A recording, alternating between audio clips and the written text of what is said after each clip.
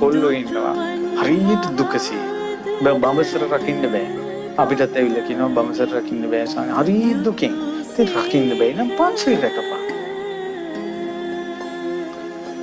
මේ බුද්ධ ශාසනයේ තියෙන දුකින් ඉන්න නෙවෙයි. මේ බුදු සසුන තියෙන දුකින් ඉන්න නෙවෙයි. මේ බුදු සසුන තියෙන දුක් දුරු කරවන්න. දුක් දුරු කරවන්නයි බුද්ධ ශාසනයේ තියෙන්නේ. ශෝක වෙන එක, සංතාප වෙන එක, වැළපී ඉන්න එකෙන් වෙන්නේ බුදු සරණ අත්හැරෙන එක. ගොඩාක් අය බුදුරජාණන් වහන්සේ සරණ ගියා කිව්වට ඇත්තටම සරණ ගිහිල්ලා නැහැ.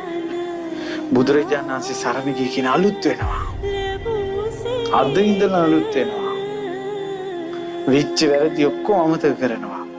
මේ උත්තමාවිය ළඟ ප්‍රතිඥා දෙනවා. මේ උත්තමාවියගේ ආනුභාවයෙන් පිහිට ගන්නවා.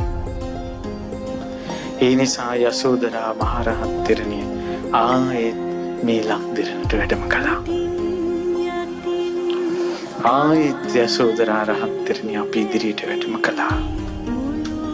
ඒ උත්තමාවිය වැඩ ඉන්න වෙලාවේ පව් දුරු කරගන්න, කුසල් උපදව ගන්න, පින් කරගන්න ගෞතම බුද්ධ ශාසනයේ අනුත්තරීය කාන්තා රත්නය වූ මහා නෙකලෙස් රාහුල මාතා යසෝදරා උත්තමාවියට නමස්කාර වේවා.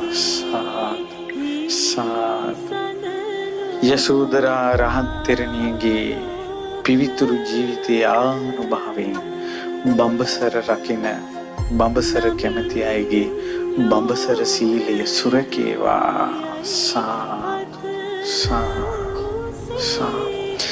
ඉරුසඳු තේජස අභිභවා මහා තේජසක් ඇති. පතිවෘතාවෙත් බඹසරේ තේජස ඇති.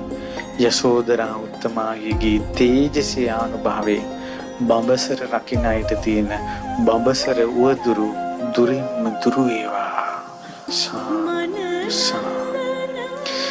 යසෝදරා උත්තමාගේ පතිවෘතාවේ ආනුභාව බලයෙන් ගිහි ජීවිතේ, විවාහ ජීවිත ගත කරන අයට ඒ පෞල් ජීවිතවල අරුබුදයක් නැතුව සැනසෙල්ලේ එකිනෙකා ප්‍රියසින් වාසය බලමින් වාසය කරන්නට යසෝදරා උත්තමාවියගේ ආශිර්වාද සැලසේවා.